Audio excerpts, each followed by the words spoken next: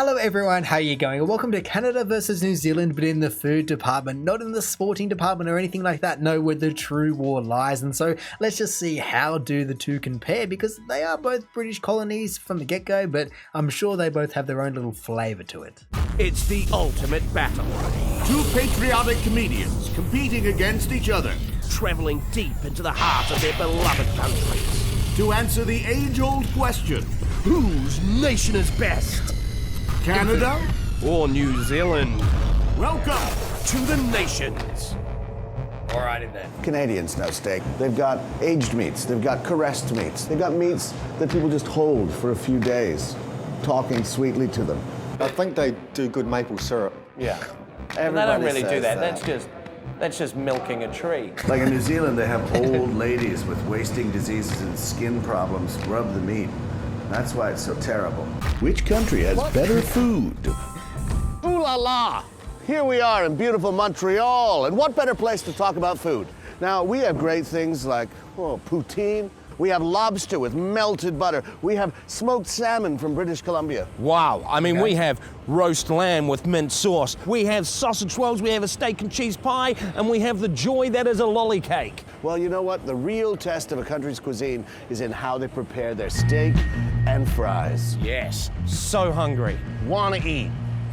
First up, Well, no, not first up. First up, we need to discuss everything that they just went over in terms of, sure, steak, but steak and fries, steak and chips, maybe just lay off the chips department. They're not really just fast food and one and the same. The second thing that I just have to come back to is, what is a lolly cake? Because I feel as though Australia probably has an equivalent, but I don't know what the New Zealander is talking about. So if I search for a lolly cake, what is possibly going to come up nothing that I recognize. Fair enough. A lolly cake or a lolly log is a New Zealand cake or confectionery that features the lollies as the key ingredient. I would certainly hope so, considering it's the key ingredient and it's also in the name, but look at everything we're looking at here. I cannot say that I've ever had, and so it's almost like Canada's Nanaimo bar in terms of what he mentioned it and what I'm looking at here. But hey, it also did not stop there, did it? With both sides and both countries bringing in their biggest artillery. One with poutine, the real heavy hitter, literally because it'll make you heavy, and the other one being the steak and lamb pies and so many other things. New Zealand, they're the closest relative to Australia for a reason. First up in our steak and fries battle, Canada's patriotic interpretation of the humble French fry. But is it the true home for the potato? Now, this is where we start. The Canadian food journey. Poutine. Talk me through it. Immature cheese, curds, gravy, French fries. That's all there is to it. Yep. There's no better smoked meat in the world than at Schwartz's Deli here in the Main. Wild horses will not keep me back. That's a big call. It's falling apart. It's so good. It's like my life. So you think you can beat that, buddy? You know what? I think New Zealand can. When it comes to fries, New Zealand doesn't do anything fancy. All they need is some battered fish, some seagull friends, and a beautiful view. Look, I really enjoyed Schwartz's, but it was inside, it was hot, it was sweaty, and you didn't have great friends showing up like these guys. Fish and chips, certainly in New Zealand, are an all-weather friend. All-weather friend. Because you can have them summertime, wintertime, autumn, spring, you name a time. Name me a time. Funeral? Fish and chips. Name me another time. Tax time? Fish and chips. Absolutely, you need to be able to write off something right there, and if it's just a business expense because you're having a business lunch once again, it's just easy. Fish and chip shop, just bring in the goods. Especially when you were just running a wildlife charity, just supporting the native wildlife in the form of the seagulls just with a purely chip diet. There's nothing easier and better for this planet. But hey, I absolutely do have to agree with the fact that fish and chips can be got all year round. I guess both of us have stolen it from the UK, and so that's just cold and gloomy in comparison to our two countries a lot of the year as well. And so it is definitely a winter, it is definitely a summer, and in between as well. However, of course, I just have to swing back and just play devil's advocate for Canada as well, because poutine is going to be the absolute epitome of that as well. Just going the cold, tick, Canada has got that. The warm, Canada has also got that, and people just apparently eat it all year round as well. You got the hot chips, you got the cheese curds, you got the gravy. It really truly is just the pure concoction of everything that people would just be looking for on every single day if they truly could just not become, well, morbidly obese by eating it as every single meal. Thinking about it now though, and it just blows my mind to even say this sentence, but I don't believe I've ever heard of maple being the gravy or maple mixed in with poutine or chips or anything like that, and that feels like I don't know if it'll work, but that is just the staples just being colliding. Whereas New Zealand doesn't really have any of those problems. They might have a couple of separate meals, but everything can just go together. Fish and chips and braised lamb and all these different things. You can have them all in one sitting and you wouldn't feel as though you're just crossing streams. Well, I'll tell you what, this is pretty nice. I'm going to give you points for this amazing landscape that we're enjoying our chips in. Absolutely.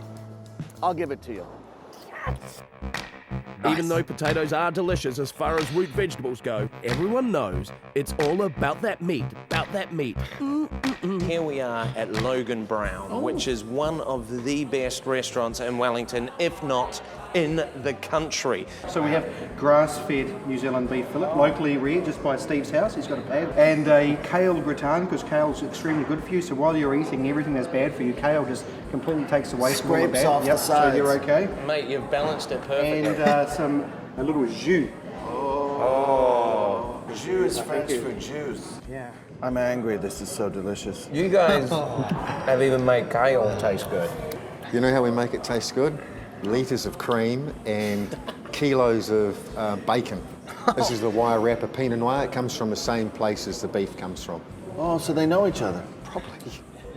Hats off to you, Steve, and to Sean, your amazing chef. This is a beautiful place. But I think we have to get back to Canada and put the icing on the beefcake.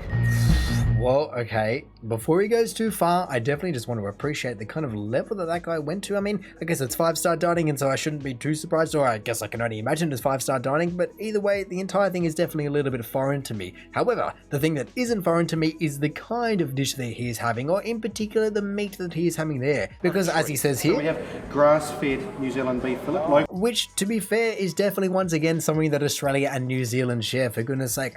To be fair, New Zealand does very well because Australia has the space just to be doing whatever they want, especially the beef, especially the lamb, and so many other things. And I guess we also do export a lot in comparison to what New Zealand would be, but that doesn't take away from the possible quality that both countries can produce. And look, one country might do it one way and one country might do it another way, but he said it himself, I'm actually upset about how good this is, and that says it all, I think.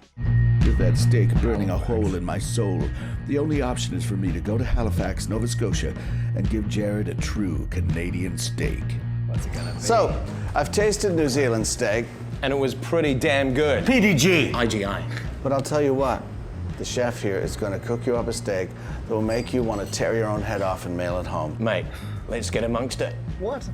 Now, why is Canadian food so much better than New Zealand food? Well, I think we have a wide array of ingredients to use, and just in Nova Scotia alone, we have some of the greatest beef, some of the greatest lamb. If we went up against you with our lamb, I would fear that we would win.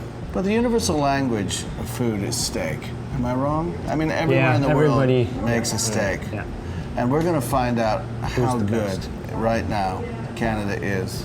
I'll be honest, my mouth's watering. It's all over my back. All right, so we have a pan-seared strip loin. It's been basted in butter and lemon thyme. We have some patty pan squash with some beans, some corn, some tomatoes, and we have a little jus of chanterelle mushrooms and beef. And how hard would you punch someone if they said, after all of that explanation, can I have some tomato sauce? Pretty hard. Yeah, cool. Wow. Delicious. It's very good. It's very, very good. The steak in New Zealand is also delicious. I know. I mean, I can't call this. But we don't have to. No, we don't. We can throw it out to the people out there. Who makes the best steak, Canada or New Zealand? That is truly the question, isn't it? And after seeing these two, I don't know. I mean, to be honest, I was surprised that he wasn't going to say, well, you know what, it just isn't catering to my taste buds. I can understand that it would be very good, and obviously a lot of thought has gone into the meal, but it's just not catering towards this, and that's always where I do wonder if a country is good in their own country, or is it just good enough to be universally just the best? Can it truly just please everyone's taste buds? Because everyone knows that you can't please everyone, but if you could, well, then you know you truly are a winner. However, the only thing that I do have to kind of vicariously be patriotic for New Zealand excellent about is the fact that this guy was trying very hard to say how much better his ingredients were, how much more variety they have, and all these different things where truly, I would say that, well, if you're starting from a higher basis, then they should be better, but these guys couldn't pick it apart, and so what does that say about either the chef or the food? Because I'm sure he doesn't want to take it on the head that he's a worse chef, and so does that mean the food's worse? Ooh. I mean, from my perspective, I would almost just be looking at deducting a couple of points off Canada because, well, being the second biggest country in the world, in comparison to poor little New Zealand, you better be able to produce some pretty good stuff, especially considering half of New Zealand is just winery and the other half is just way too cold to do anything in and no one lives there, and so really, between the two, it's up to you. But hey, I do think that both of these countries are absolutely awesome, from the culture to the people to the landscape, for goodness sake, awesome countries, and then of course just the food as well. And to be honest, I think when it comes down to picking a winner in any of these countries, it's just going to come down to, like I said, just the personal preference of the taste buds. And hey, if one prefers a more American style or one prefers a more New Zealand Ocean Pacific style, then just go for it. They're just not going to let you down in the slightest. It's just impossible when you have such high-end ingredients, such incredible people. It's all just made with love and really just makes the world go round.